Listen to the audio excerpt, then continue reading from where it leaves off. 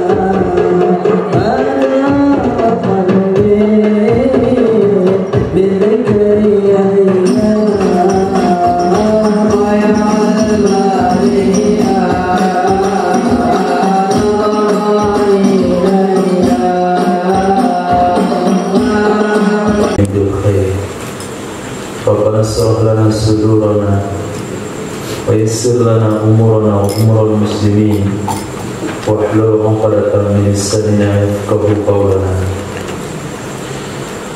بسندنا المتصل إلى إمام الخاتمة الحفاظ الإمام جلال الدين السيوطي رحمه الله تعالى وقدس الله سره وأدامنا نفعا بعلومه وبركاته ونفحاته ومداته وكراماته في الدارين آمين.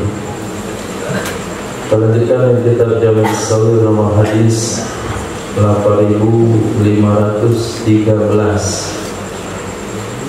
Hadis terdapat dalam Musnad Imam Ahmad bin Hanbal, terdapat dalam kitab Syarah Kabir Imam Tabrani dari Sayyidina Sahab bin Hanzaliyah radhiyallahu anhu, hadis hasan.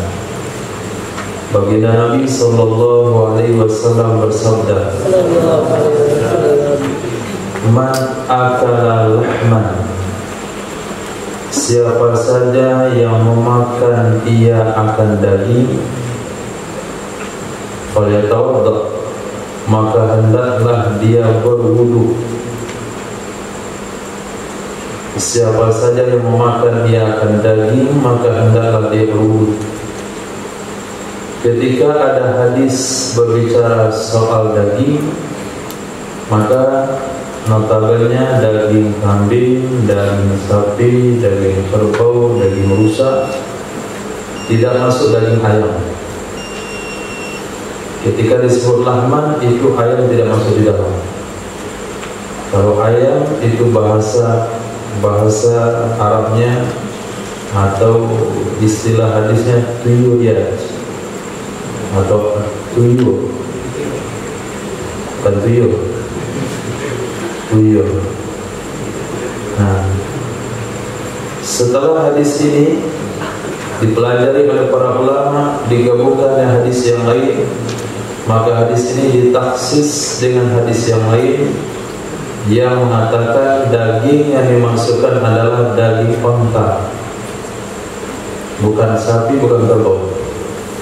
Jadi siapa yang memakan daging unta dianjurkan berwudu. Nah, itu kesimpulan hukumnya.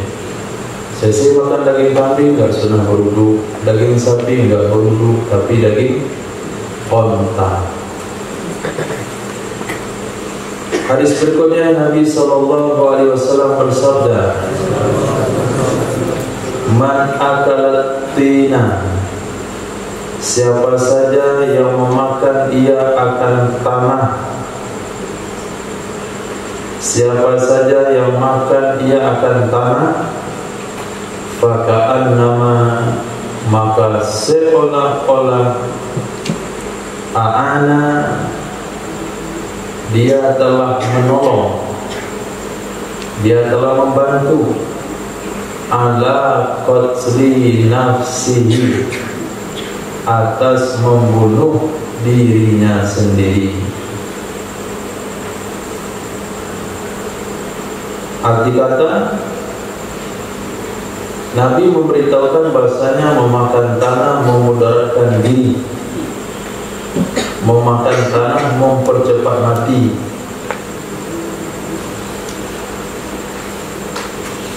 Sepertinya hadis ini perkataan seorang orang tua kepada anak yang kecil, atau untuk masih belum punya akal, usia 5 tahun, 4 tahun, makan tanah, apa yang dipegang dimakan. Nah, baginda Nabi menempatkan umat seperti orang tua berbicara kepada anaknya masih kecil. Sehingga Allah katakan dalam Al-Quran, wa ummahatuhu wa azwajuhu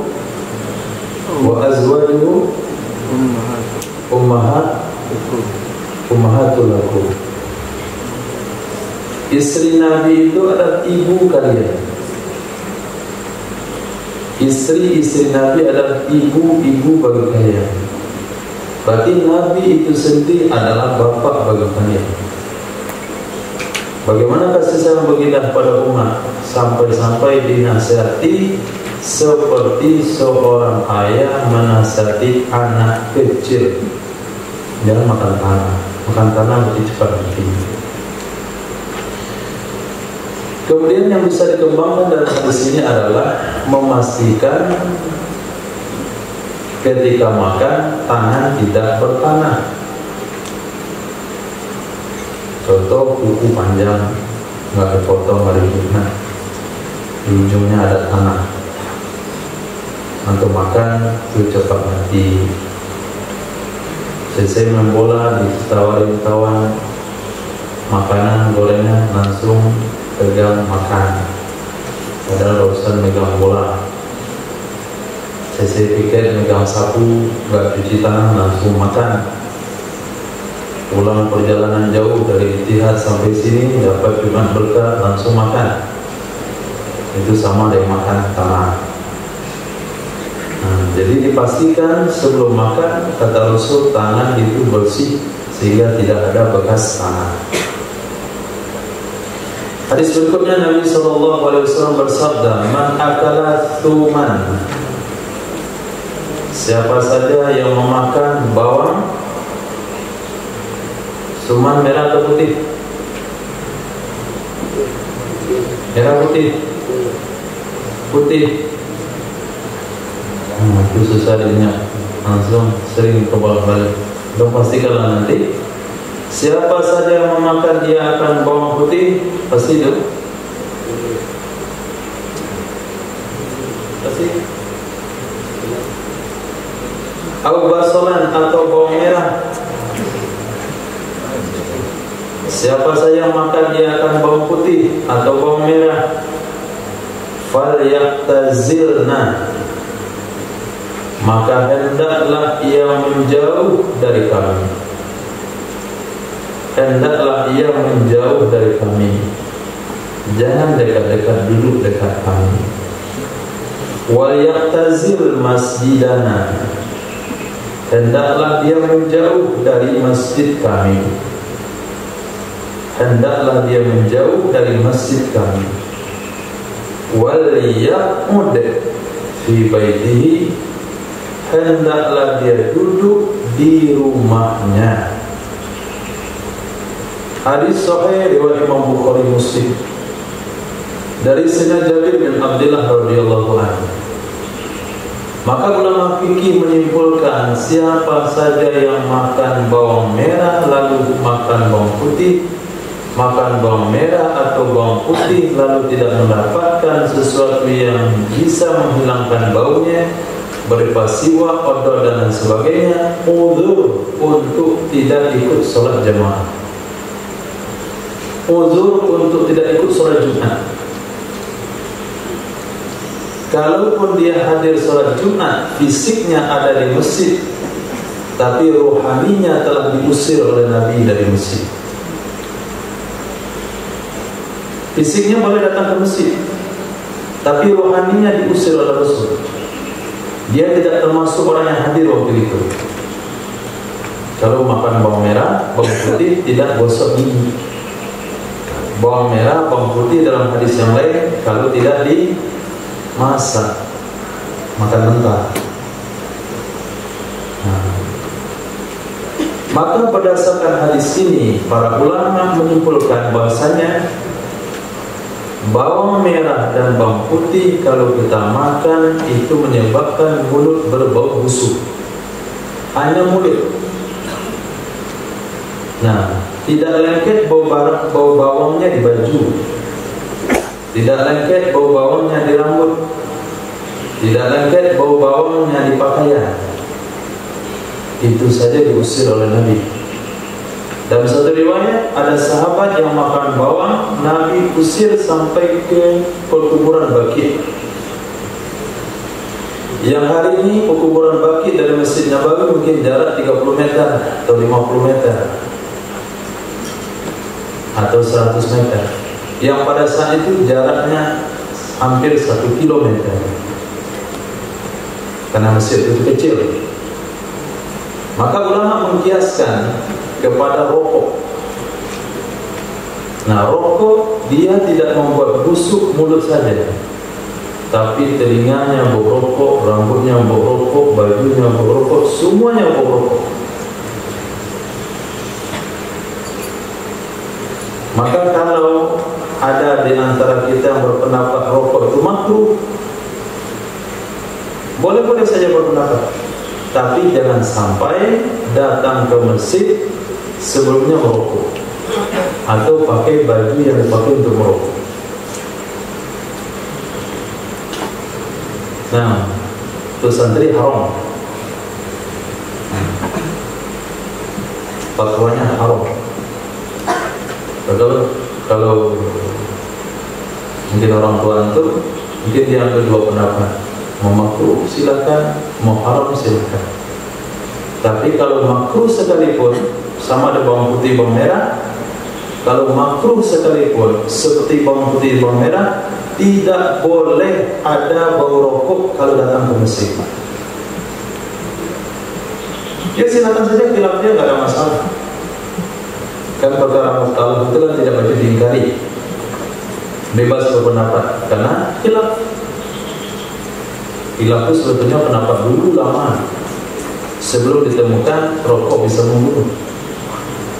Tapi setelah ketemu rokok bisa membunuh, bunuh diri tidak ada hukumnya ikhtilaf.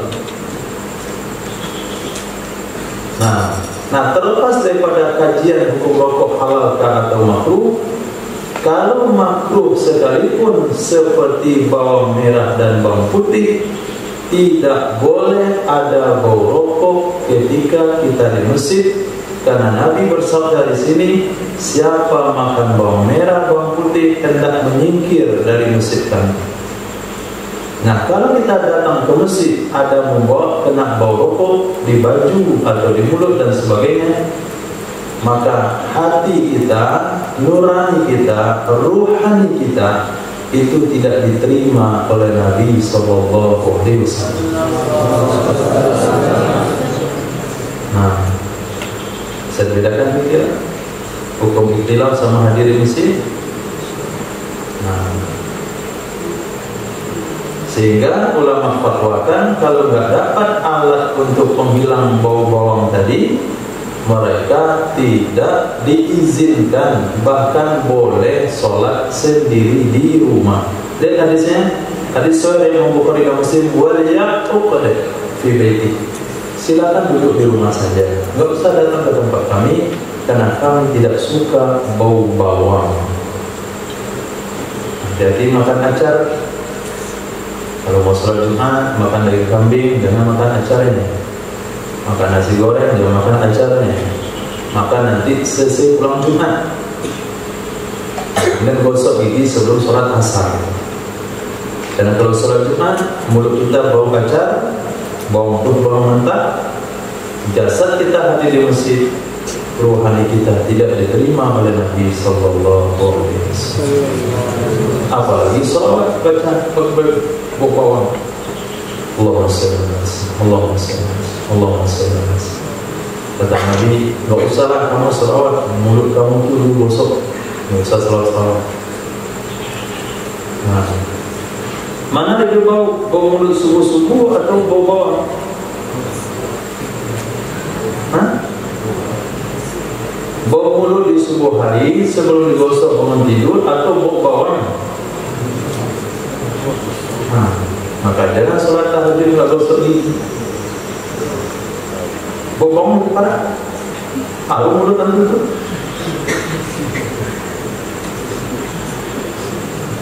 Nanti di bagian itu kalau digoreng hilang baunya. Nah, mungkin kali ya karena sering baca Quran, jadi bau mulutnya subuh itu harum. Nah, kalau yang busuk bau mulutnya jangan tahajud tanpa gosok gigi. Man akala bil ilmi, ya, hati-hati. Siapa yang makan dengan ilmu? Man akala bil ilmi, siapa saja yang cari makan dia dengan ilmu agama.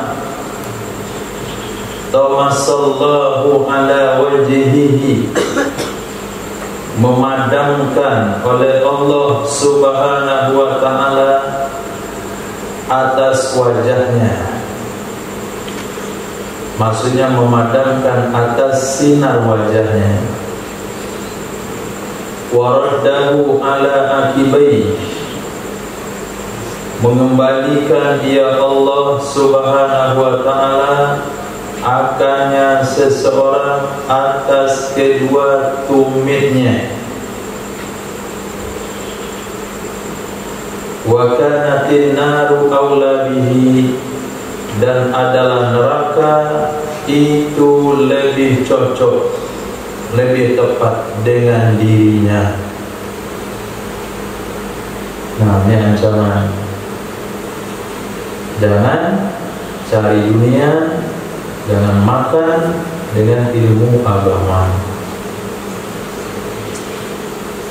Nah, terdaftar, ditugaskan jadi imam di satu tempat. Kemudian karena dapat tugas yang lain, masjid yang lebih besar, akhirnya di-cancel. Itu ciri-cirinya. Sudah tekan kontrak kesepakatan jadi khatib Idul Fitri di satu masjid. Selepas itu datang masjid yang lebih besar, akhirnya dibatalkan masjid yang pertama karena kecil. Itu dia cari makan dengan ilmu, atau bikin apa namanya itu, tarif.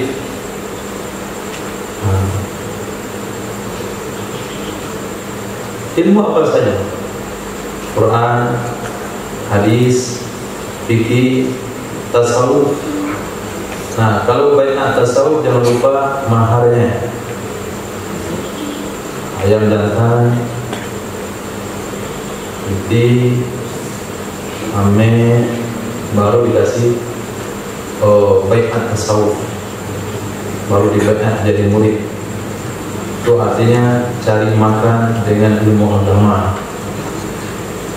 Tapi kalau antum lalu orang kasih, nggak dikasih pun tetap datang, dikasih pun tetap datang, tidak memberikan pengaruh kepada datang nggak datangnya karena amplop, kemudian tidak mempengaruhi amplop atas pengajian yang antum sampaikan, itu hadiah. Nah, tapi kalau sekiranya materi terpengaruh atau materi dipengaruhi oleh amplop, ini harus jaga hati masyarakat sini. Ini komplek perumahan elit. Nah, biasanya itu yang kaya-kaya, banyak terlibat riba. Jangan dibahas riba. Kalau dibahas riba nanti tidak diundang lagi. Itu termasuk kategori cari makan yang ilmu. Justru datang kepada suatu tempat memberikan materi yang sesuai dengan tempat itu. Ini komplek orang elit. Berarti riba pembahasan yang lebih ketat. Yang penting bukan sedekah. Sedekah bagi mereka gampang. Hari Jumat aja masuk 50.000, antum 2.000. Bukan sedekah di materi. Bagi mereka bukan sedekah materi, tapi tinggalkan riba. Nah, jadi menyesuaikan materi dengan tempat yang didatangi. Karena ulama adalah tabib, memberikan resep sesuai dengan penyakit. Jangan sakit gigi, anda kasih obat sakit perut.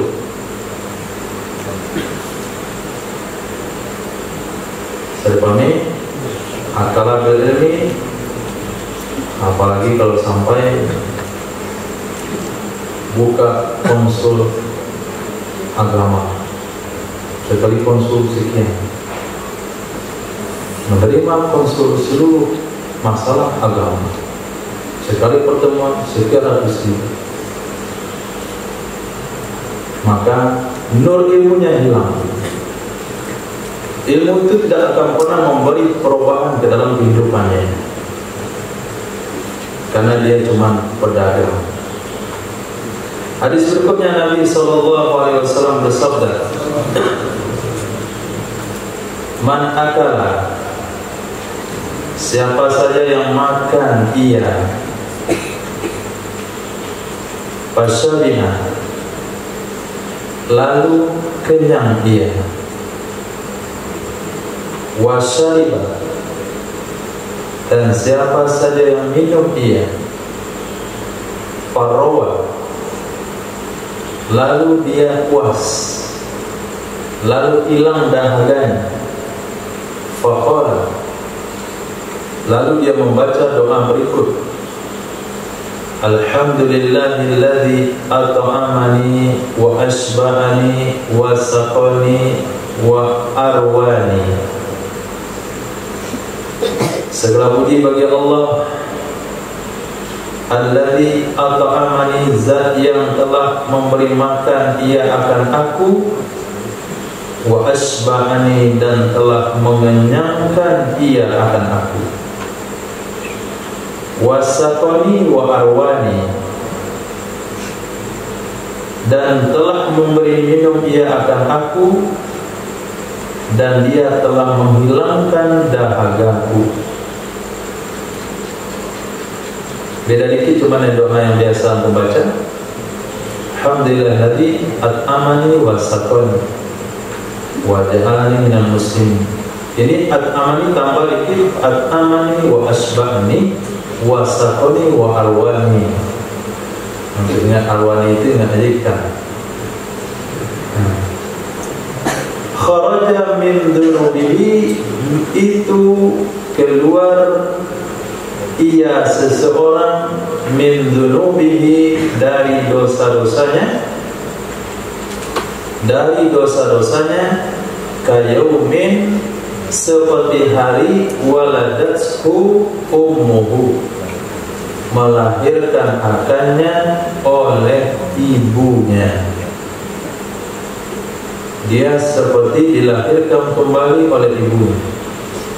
Tapi sepakat seluruh ulama, dosa yang diampuni dengan keberkahan amal hanya dosa kecil. Nah, jadi dia keluar dari dosanya kalau dia tidak terlibat dosa besar.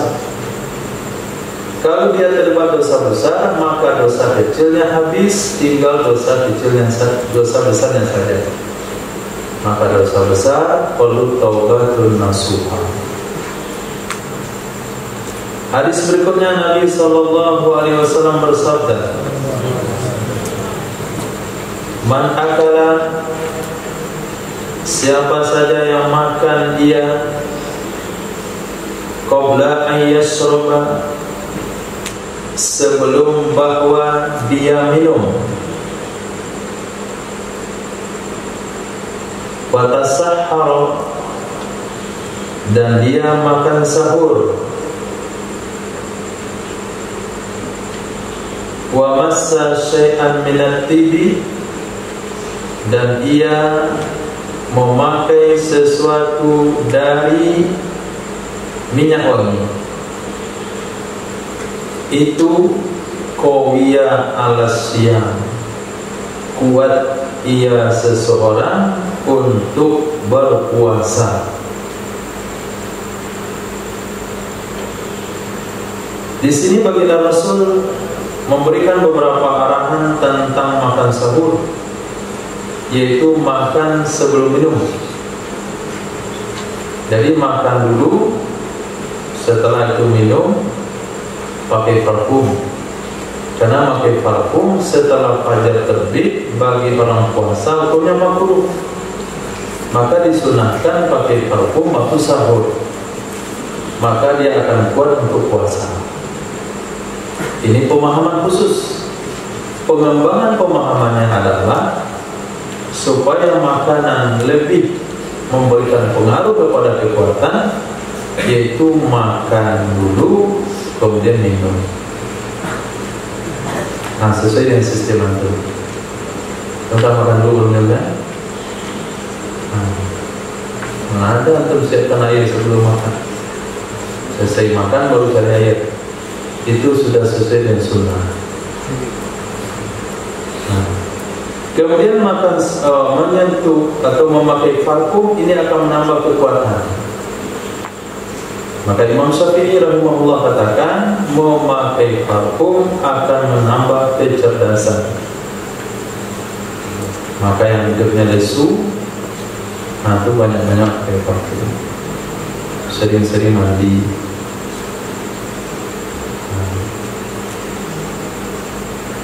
Karena bau wangi hilang daripada daki, bau keringat, baju yang tidak dicuci, peci yang sudah bercendawan. Nah, ini menyebabkan orang malas, otak lambat bertukar. Nah, maka Imam Syafi'i katakan memakai parfum akan menambah kecerdasan. Bahkan hadis mengatakan akan menambah kekuatan. Sama ketika kita masak-masak Idul Adha, kalau dipakai baju yang hari pertama dari kedua, itu nggak enak rasanya. Juga setiap hari, lagi setiap masak ganti baju, setiap masak ganti baju, setiap masak ganti baju, dia segar lagi. Tapi aneh. Nah, dulu tukang kerja gini, itu aja baju dia, kok bisa? Akhirnya pada hari keberapa begitu, udah malas pekerjaannya, udah kayak amburadul itu. Ini ada tenjong. Kenapa? Otaknya kurang jalan, semangatnya kurang meningkat karena pengaruh daripada pakaian. Hadis berikutnya Nabi SAW bersabda, hadis Hasan, riwayat Imam Ahmad bin Hanbal, Imam Tirmizi, Imam Ibnu Majah, man akala fi qas'atin, siapa saja yang makan ia di dalam nampan. Man akala, siapa saja yang makan ia fi qas'atin, dalam nampan. Tsumma lahasaha, kemudian dia menjilat akannya nampak. Nah, menjilatnya ini dipahami dulu caranya. Jangan kemakan menjilat, tapi dengan membersihkan dengan jarinya yang dijilat, penampannya yang perlu. Istaghfarat lahul qas'ah, niscaya minta ampun untuknya oleh nampan tersebut. Niscaya minta ampun, memohonkan ampun untuk orang itu oleh nampan tersebut. Hadis Hasan. Jadi bukan dia saja yang istighfar untuk dirinya, tapi nampan tempat makan pun senang kalau diperlakukan secara baik, sehingga nampan itu memohonkan ampun untuknya. Maka bagi tadi laporan sore yang nampannya nggak dicuci selesai makan, ada 6 nampan itu sedang dikutuk oleh nampan. Kamu sudah pakai saya, nggak kamu cuci. Bagaimana perasaan kamu selesai makan kalau tangan nggak dicuci? Lalu kenapa saya sampai dari zuhur sampai maghrib berapa jam itu saya nggak dicuci? Maka yang malas cuci nampan itu hidupnya akan siap. Nah, mundur. Orang yang tidak bisa jaga kebersihan, dia akan mundur. Kenapa? Karena nampan tidak mendoakannya, pecinya nggak mendoakannya, bantalnya nggak mendoakannya, handuknya nggak mau mendoakannya, lemarinya juga mengutuknya. Semua tempat nggak ada yang simpatisan sama dia. Kenapa? Karena dia menyisakan kotoran. Lemari, masya Allah. Saya ambil baju di jemuran, kemudian masukkan dalam mesin penggiling, tutup. Nah, nanti cari baju dalam, buka, ibu masuk. Jadi lemari nggak mendoakan, baju nggak mendoakan, itu juga nggak mendoakan. Lihat hadisnya. Nabi tidak akan berbicara setiap benda-benda yang bersentuhan dengan kita. Oh, berarti nampan saja kayak mendoakan kita? Tidak. Nabi hanya sebutkan satu hadis, kita bisa kembangkan. Artinya apa saja yang bersentuhan dengan kita, kalau dibersihkan, dia mendoakan. Kalau tidak dibersihkan, dia tidak mendoakan. Itu kan hadisnya nampan saja. Kok dibawa kepada yang lain? Itu otak Wahabi yang tidak mengenal hukum kias. Enggak mungkin lah Nabi riwayatkan, handuk juga diriwayatkan, nampan juga diriwayatkan, gelas juga, periuk juga, wali juga, semuanya juga. Nanti hadis itu ada isinya. Tentu Nabi menyebut satu perkara sehingga kita bisa memahami apapun yang kita pakai, kalau dibersihkan selesai memakainya, maka benda itu akan mendoakan. Kalau percaya, toilet umum antum tidak siram. Nah, toilet itu nggak akan mendoakan antum, dan orang yang masuk setelahnya tidak akan mendoakan antum. Tapi coba selesai keluar pada toilet, cuci bersih, kemudian pakai parfum dalam toilet, sudah pakai parfum baru keluar. Masuk orang setelahnya, senang hatinya. Nah, tapi masuk orang setelahnya, ketemu siko di situ. Apa dia bilang? Nah, dia bilang, saja itu sudah kutukan. Nah, hadis berikutnya Nabi SAW bersabda, man akala, siapa saja yang makan ia, ma'a qaumi, bersama kaum, artinya ramai-ramai. Apa yang dia makan? Tamron, akan korma. Fala yaqri, maka jangan menggandeng dia seseorang. Menggandeng kecuali ayat dan lahu, bahwa memberi izin mereka kaum baginya seseorang.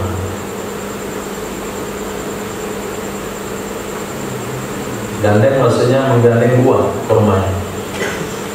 Kurma ditaruh di nampan, kita makan ramai-ramai.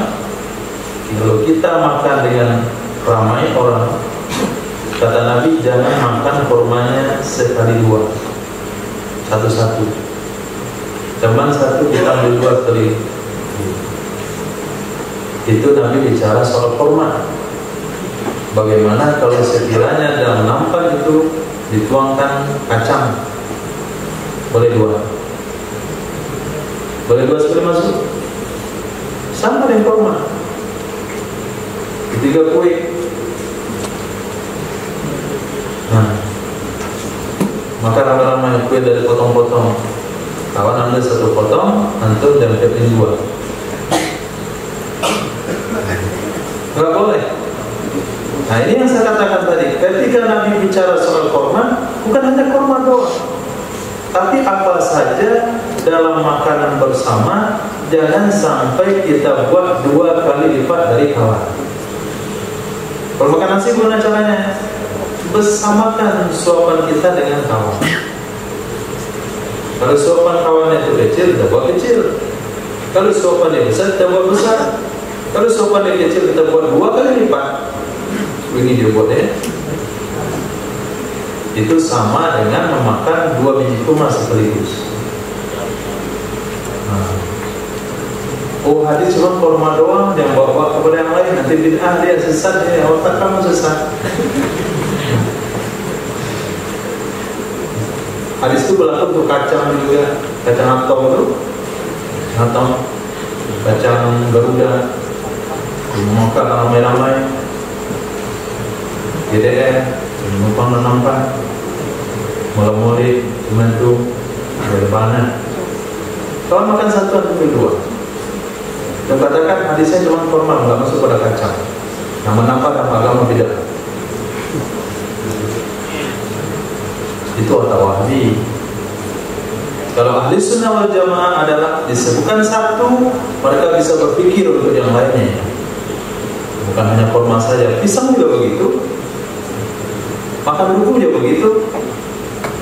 Kalau ambil satu, kita makan dua sekaligus. Rambutan juga sama. Kalau buka satu digigit, atau enggak buka dua, satu gigit ke kanan. Haram. Kecuali kalau mereka ngizinin. Hadis berikutnya, Nabi SAW bersabda, ini juga bicara soal kebersihan. Bagaimana kasih sayangnya Nabi pada umat, kebersihan pun, soal kebersihan pun diingatkan. Apa kata Rasul? Man akala, siapa saja yang makan dia, siapa saja yang makan dia min hadhil luhum, dari ini daging-daging, syai'an, akan apapun, falyusil yadahu, hendaklah dia mencuci akan tangannya,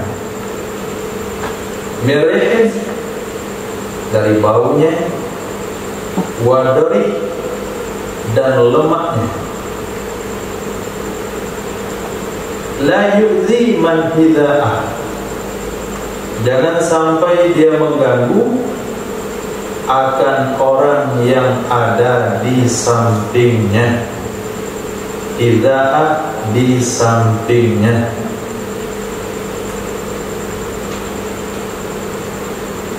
Ini perkataan ayah kepada anak kecil. Selesai makan cuci tangan pakai sabun. Nabi juga bilang begitu. Selesai makan dari daging, kan ada lemak itu, berminyak, jangan hanya dicuci saja. Standar cuci makan dari makan daging, hilang baunya, hilang lemaknya. Terserah caranya bagaimana. Udah saat sekarang kita pakai sabun. Jangan sampai mengganggu orang di sampingmu. Imam Abdul Rauf menafsirkan orang di sampingmu minal muslimin wal malaikah. Kalau kita sendiri, malaikat juga terganggu.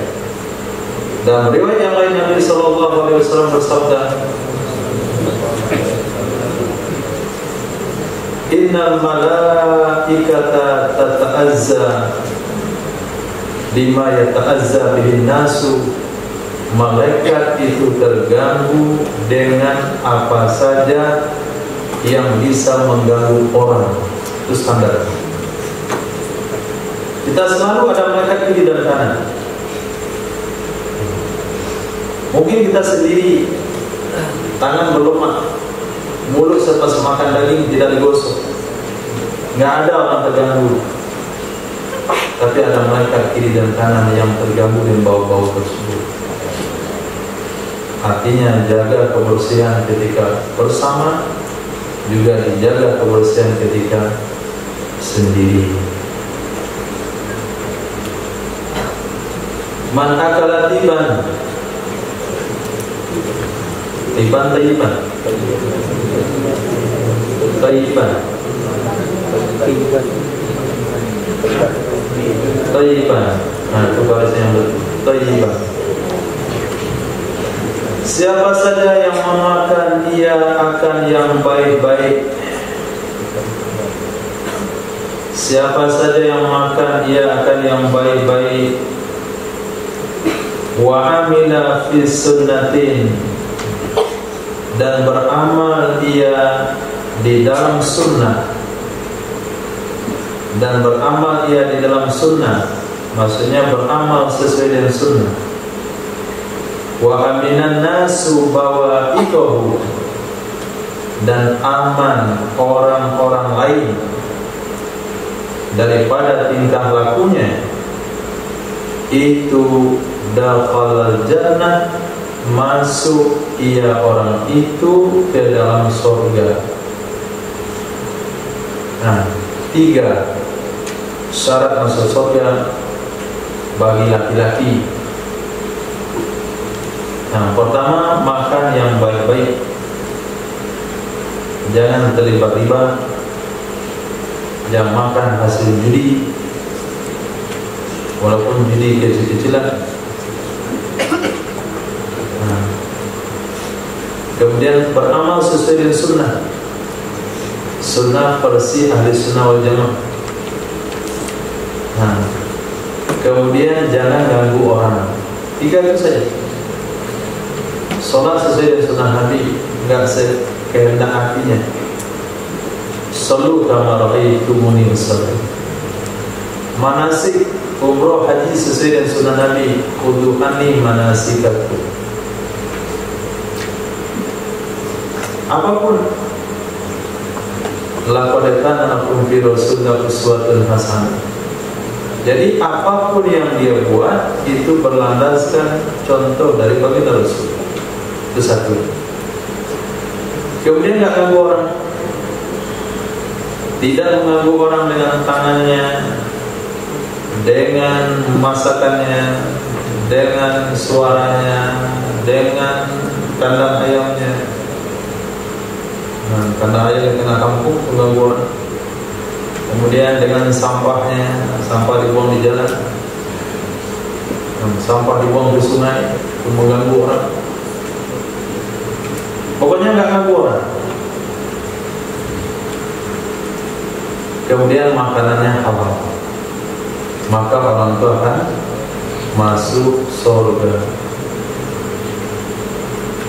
Nanti dulu sholat duha, tak dulu sedekah, tak dulu bangun masjid, tak dulu nyumbang ke panti asuhan dan sebagainya. Banyak kali sumbangannya, tapi dari hasil haram nggak diterima oleh Allah. Innallaha thayyibun la yaqbalu illa thayyiban. Allah itu maha bersih, yang terima yang bersih-bersih saja. Jadi sebelum dilihat apa yang kamu berikan, penilaian pertama bagi kita sebagai hamba Allah adalah hasil dari mana yang kita berikan. Gak ada masalah tidak menyumbang kalau memang gak bisa disumbangkan. Yang penting yang kita dapat halal. Nah, tidak pernah tercatat dia sebagai penyumbang atau sebagai donatus dari masjid, musola dan sebagainya. Gak pernah dicatat. Tapi memang gak ada yang bisa dia sumbangkan. Tapi dia selalu menjaga hasil yang dimakan, yang dia pakai, yang dikasih kepada keluarga itu yang halal. Nah, seperti ayat dikatakan yang sering kita sampaikan, ya ayyuhar rusulu kulu minat thayyibat wa'malu sholihan. Wahai para rasul, makan yang baik, amalkan amal soleh. Makan yang baik, amalkan amal soleh. Kenapa nggak amal soleh dulu baru makan? Kayaknya penting kali makan pada amal soleh. Aqimus sholat waktu zakat, tegakkan sholat, baikkan zakat. Maka sholat lebih penting pada zakat. Ukulu minat thayyibati wa'malu sholihan. Makan yang baik, amalkan amal soleh. Mana yang pertama? Makan yang baik. Maka ulama menyimpulkan tidak akan pernah ada amal baik dari makanan yang tidak halal. Nah, kalau dia sudah makan yang halal, maka amalnya akan baik. Kalau dia tidak makan yang halal tapi nampaknya beramal baik, hakikatnya tidak beramal baik. Kenapa? Karena sholat dia dengan pakaian yang sedang haram, tidak terima Allah. Hajinya dengan uang haram, tidak terima Allah. Zakatnya dari yang haram, tidak terima Allah. Kayaknya beramal, tapi tidak ada satu pun diterima oleh Allah Subhanahu wa Ta'ala. Nah, oh, nggak apa-apa, tiba-tiba nanti kita bersihkan dan nyumbang bersih, nggak bersih. Hadis berikutnya Nabi Sallallahu Alaihi Wasallam bersabda,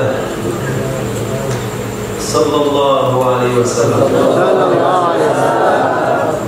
Man al-tawfa mu'minan, siapa saja yang berlemah lembut, ia akan orang beriman.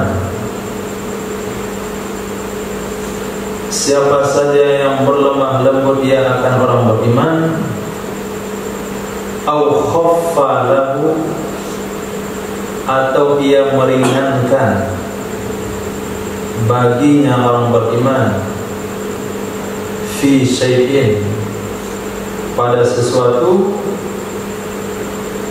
min hawaijihi, dari hajat-hajatnya orang beriman. Sawura, yang kecil ia sesuatu, au kabura, atau besar ia sesuatu, itu kana haqqan 'ala Allah, adalah kewajiban di atas Allah, adalah kewajiban di atas Allah ayyuhdimahu,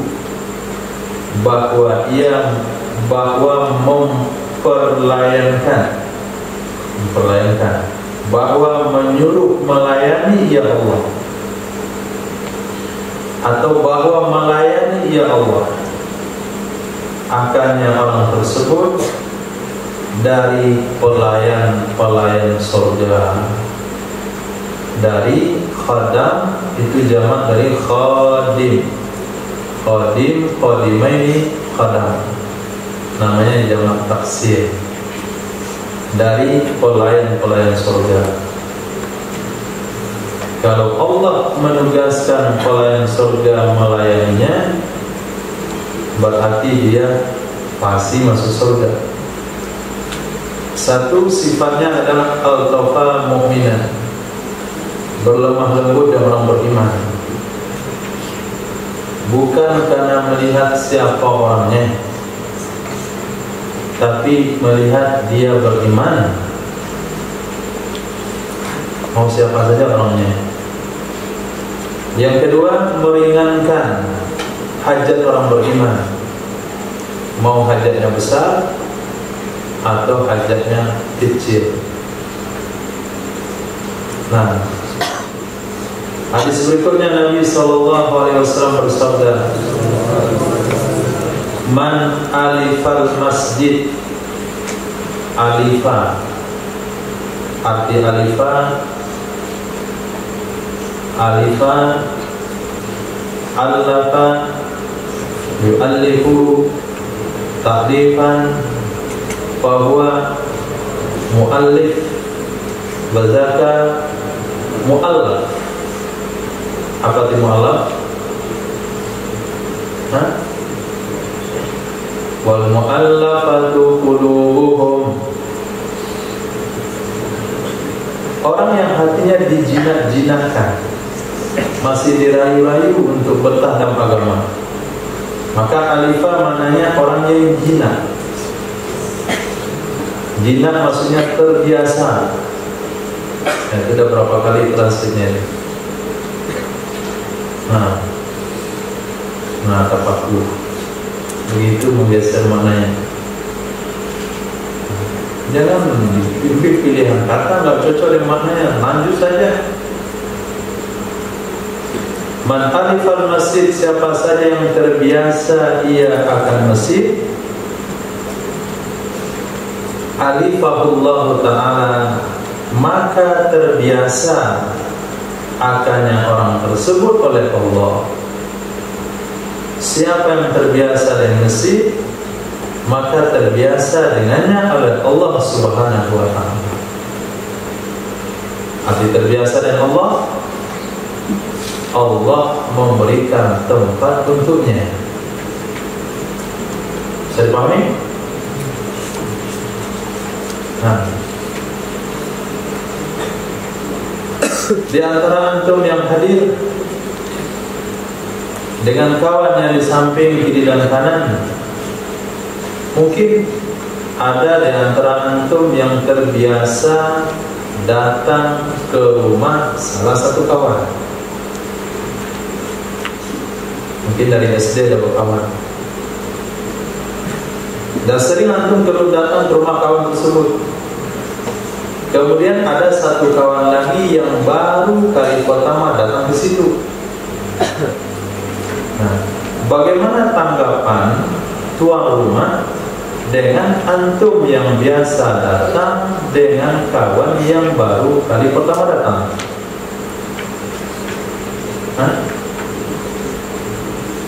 Anda bisa berpikir, bagaimana perasaan kita yang datang ke rumah yang sudah sering kita datangi dengan rumah yang kali pertama kita berkunjung ke rumah tersebut. Mungkin disuruh makan itu malu-malu. Yang sudah sering datang nanti minta nasi.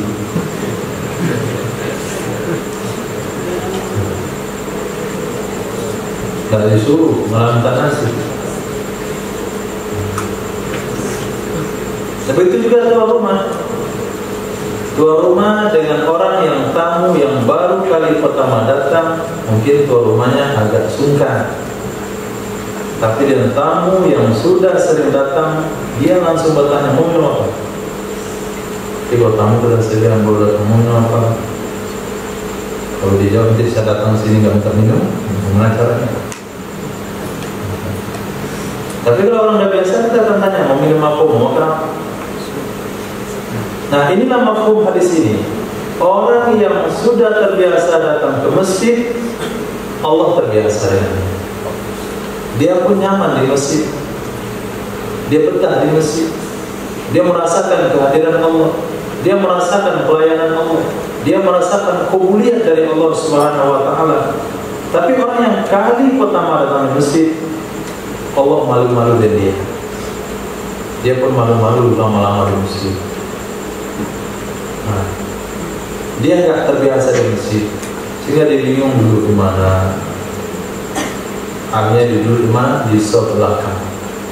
Suruh depan, kalian nggak biasa dia di depan. Apalagi suruh jadi imam, apalagi belakang imam. Saya pahami. Kenapa? Karena masjid adalah rumah Allah Subhanahu wa taala. Untuk membiasakan kita dengan pelayanan Allah, supaya Allah terbiasa dengan kita, maka kita biasakan diri i'tikaf dan duduk di masjid. Nah, terutama diutamakan hari Jumat. Nah, hari Jumat dimaksimalkan untuk berlama-lama di masjid. Apalagi hari ini zuhurnya jam 12 lewat sedikit. Antum jalan setengah 12 sampai di masjid Ittihad hanya 10 menit. Nah, kalau berangkat jam 11 sampai di situ jam setengah 12, itu tentu ada setengah jam untuk berlama-lama dengan Allah Subhanahu wa taala, menyampaikan hajat kepada tuan rumah. Nah, banyak hajat yang mau disampaikan kepada Allah, maka datanglah ke rumah Allah Subhanahu wa taala. Hari ini mereka sampaikan hajatnya di jalan. Kenapa ya saya sudah doa sama Allah tapi Allah belum jawab? Kata Allah, datang ke rumah saya, ya orangnya malah ngomel di jalan, gak pernah datang ke rumah Allah. Dikatakan proposalnya, hajatnya tidak diterima, ke rumah Allah aja gak pernah datang, bagaimana hajatnya mau diterima oleh Allah? Jadi lama-lama di rumah Allah, sampaikan hajat kepada Allah Subhanahu wa taala. Orang yang terbiasa dalam masjid, Allah juga terbiasa dengan dirinya. Hadis dalam kitab Al-Awsat Imam Tabrani. Sudah, dan kita bersihkan. Man alqa jilbab al-haya, siapa saja yang melepaskan ia akan jilbab malu. Jilbab malu ini bahasa ilmu bayan, itu namanya ataf musabbah ke musabbabih. Artinya adalah siapa saja yang melepaskan rasa malu yang dia seperti jilbab, fala ribatalahu, maka tidak ada jenis riba baginya. Nah, apa maksud hadis? Orang yang melakukan maksiat secara terang-terangan, maka tidak ada larangan mengibahnya. Itu maksudnya. Orang yang melakukan maksiat terang-terangan, maka ketika kita mengibahnya, kita tidak ada hukuman dosa.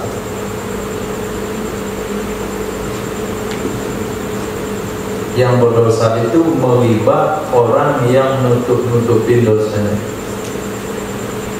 Kalau dia ada terang-terangan berdosa, lalu kita ghibah, itu tidak ada ghibah lagi. Artinya untuk apa dilipat, semua orang tahu.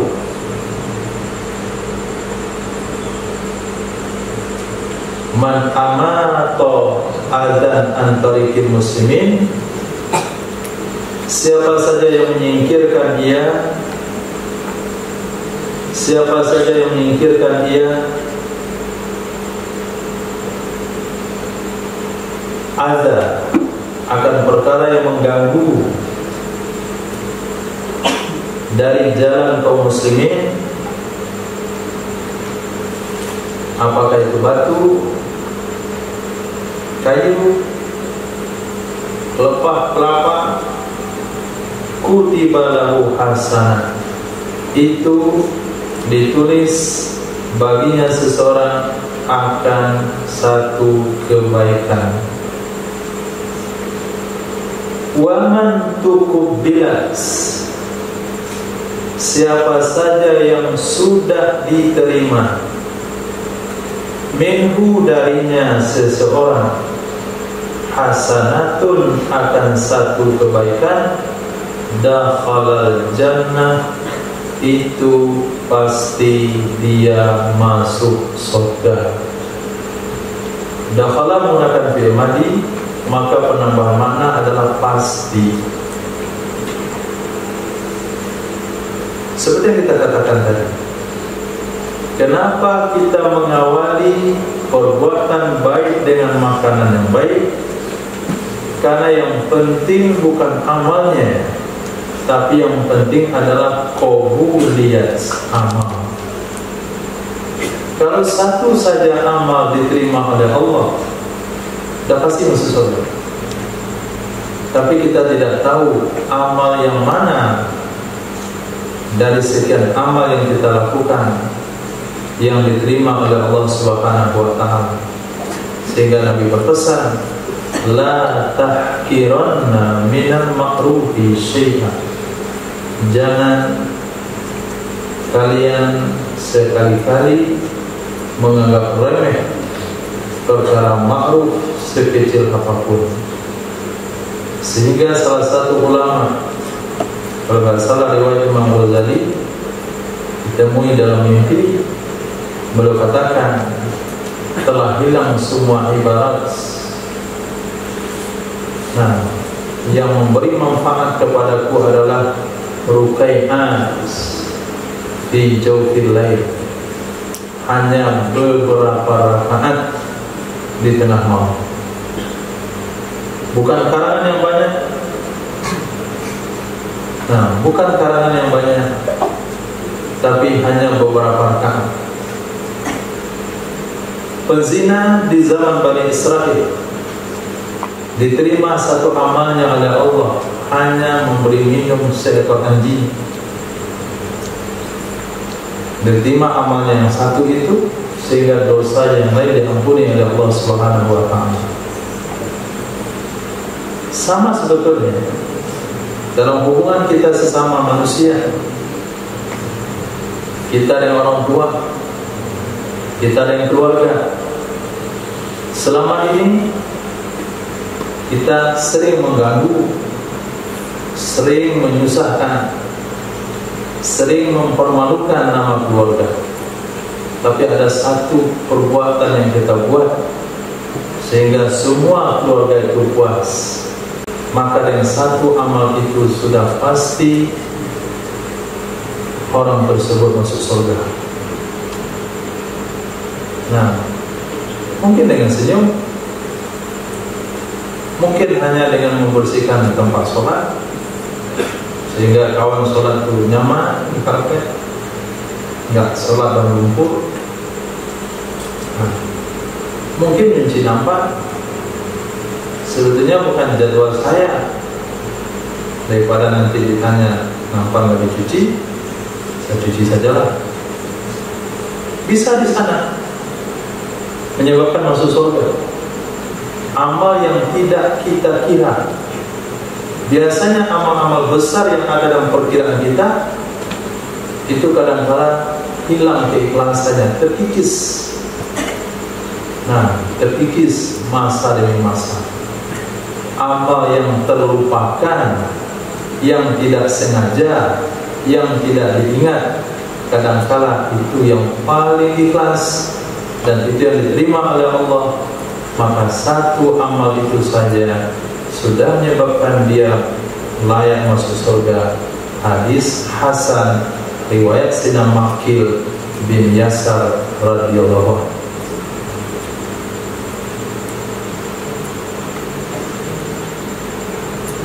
Hadis berikutnya, Nabi SAW,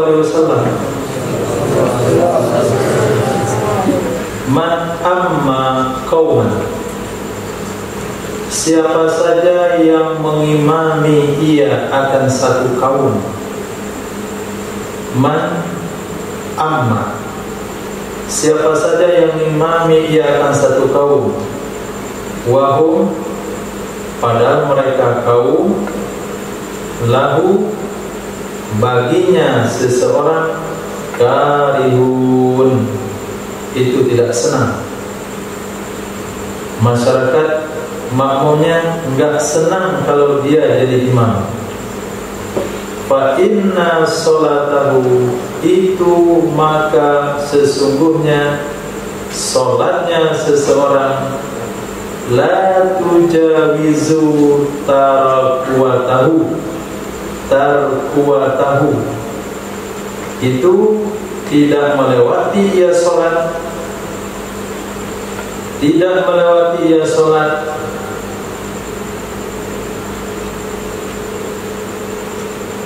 akan tarkuatahu,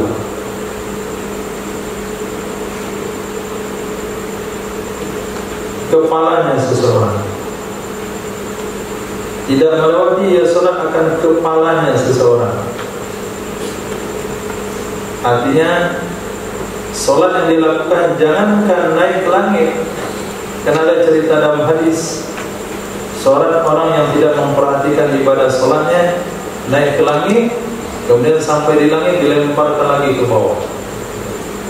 Ini enggak sampai solatnya naik ke langit, itu enggak lewat kepalanya. Nah, solat yang dilakukan itu tidak melewati kepalanya. Imam yang jamaahnya tidak senang, tidak senangnya alasan syar'i, bukan alasan non syar'i. Saya nggak senang imamnya, ayatnya pendek, surah-surah pendek ayatnya. Kita sudah sesuai dengan sunnah. Apa yang diperintahkan oleh Nabi yaitu surah-surah pendek, bukan penggalan-penggalan ayat. Itu terserah saja, dia nggak senang. Saya nggak senang sama imamnya, ayat yang panjang sekali subuh Jumat, 3 rakaat sholat subuhnya. Nah, itu terserah saja, dia nggak senang. Nggak senang ini alasannya alasan yang bertentangan dengan alasan yang sesuai dengan syariat, bukan alasan pribadi masing-masing. Alasan pribadi masing-masing nggak masuk. Saya nggak senang sama imamnya karena beda partai, nggak masuk. Saya nggak senang sama imamnya karena dia baca kuliah kafiru wallahan, pada itu malam Jumat, biarin saja nggak senang. Tapi tidak senang ini bisa digambarkan dalam hadis yang diriwayatkan oleh Sayyidina Mu'adz radhiyallahu anhu. Sayyidina Mu'adz bin Jabal salat di Madinah, salat Isya bersama Nabi, pulang ke kampungnya, jadi imam lagi salat Isya. Sudahlah orang kampungnya terlambat imam salat Isya, salat Isyanya, beliau baca surah Baqarah. Nah, akhirnya salah satu makmum mufaraqah. Selesai sholat dikatakan, mana si fulan? Tadi dia mufaraqah. Munafik begitu, sholat tidak bisa lama-lama. Nah, terdengarlah berita ini kepada si fulan yang mufaraqah sholat. Beliau khawatir, jangan-jangan beliau munafik. Laporkan ke Nabi, ya Rasulullah, saya kan petani, hari-hari mengangkat air dengan onta, nyiram kebun. Nah, imam kami ini Pak Mu'adz, nah, Dia sholat dia dengan Al-Baqarah. Padahal sholat kami sudah terlambat. Nunggu dia sholat di Madinah, baru tempat kami dan imamnya pakai surah Al-Baqarah. Apa kata Rasul? Ya Mu'az, apatana anta? Wahai Mu'az, apakah engkau menyebarkan fitnah? Nah, itu maksudnya. Man sholat binas falyukhaffif. Siapa yang imamin sholat, maka hendaklah diringankan sholatnya. Ringan seperti apa? Ringan sesuai dengan standar aturan hadis. Rakaat ini lebih panjang pada rakaat setelahnya. Sholat ini lebih lama pada sholat setelahnya. Surah yang berurutan. Surah panjang rakaat pertama pada rakaat kedua. Dan aturan-aturan yang sesuai dengan sunnah. Kalau itu mereka tidak senang karena tidak tahu dari sunnah, itu tidak masuk kategori dalam masalah ini. Hadis berikutnya, baginda Nabi SAW bersabda, Man amman nas, siapa saja yang mengimami akan manusia,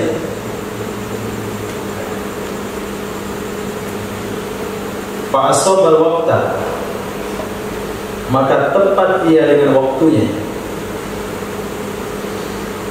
wa atamma sholata, dan menyempurnakan ia dengan sholatnya, falahu walahu, maka sholat itu untuk dia dan untuk mereka jamaah.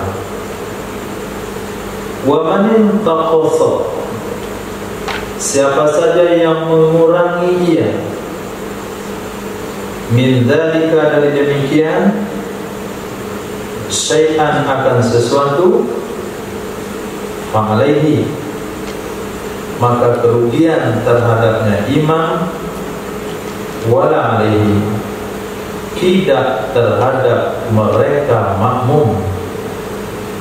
Maka Nabi bersabda, al-imamu domin, imam bertanggung jawab. Nah, terakhir, man amma qauman, siapa saja yang mengimami ia akan satu kaum,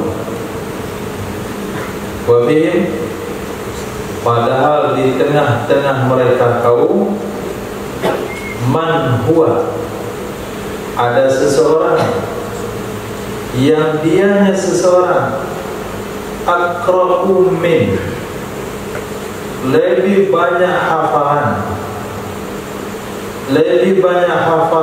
minhu, darinya orang yang ada di kaum tersebut.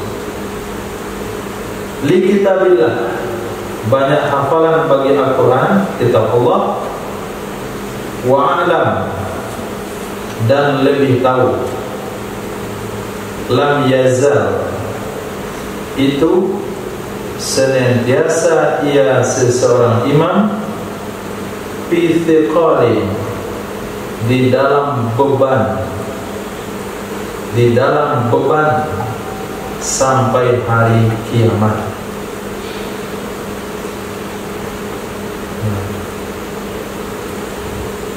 Jadi ketika kita mengimamin satu kaum, ternyata di antara kaum yang menjadi makmum kita lebih hafalannya dari kita, lebih ilmu agamanya dari kita, maka sebaiknya kita berikan imamah atau keimaman kepadanya, karena Nabi sabdakan di sini, imam tersebut kalau mengimamin kaum yang padanya ada orang-orang yang disebutkan di atas, maka dia selalu pada thiqal.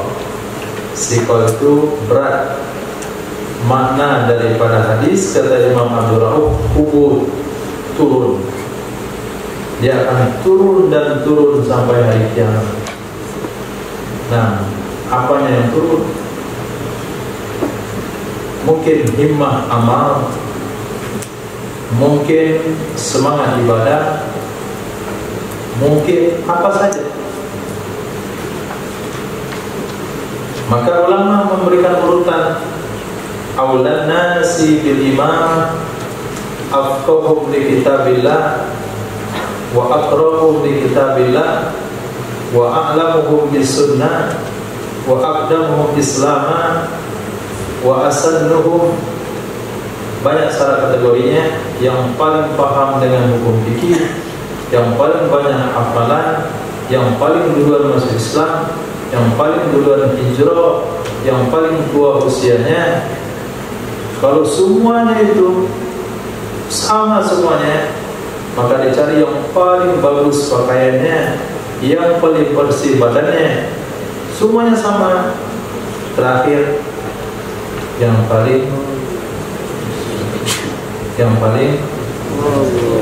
nah, tentunya yang paling cantik istrinya.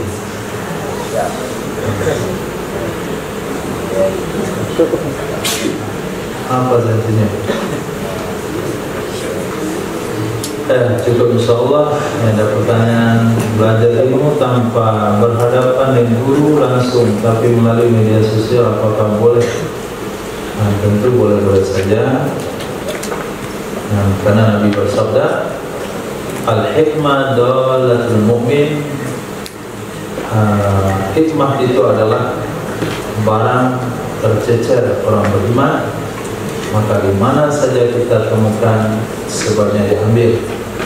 Bukan hanya belajar ilmu secara tidak langsung, tapi kalau ada ilmu pengetahuan dari non muslim sekalipun, seperti yang diceritakan oleh orang Yahudi kepada Nabi SAW perihal kitab Taurat, dan yang diceritakan oleh sahabat Sayyidina Abdullah bin Salam yang dulu adalah pakar ulama Yahudi, dan semuanya itu diterima sebagai ilmu pengetahuan. Tidak ada masalah bahwa hanya saja fitnah yang terjadi di akhir zaman adalah ketika media-media pembelajaran ilmu agama diisi oleh ajaran-ajaran yang tidak berdasar. Ini permasalahannya hari ini. Nah, kita bingung. Satu mengatakan boleh, satu mengatakan tidak boleh, satu katakan bid'ah, satu katakan sunnah. Ini satu-satunya cara yang satu-satunya penghalang yang menyebabkan hari ini masyarakat bingung.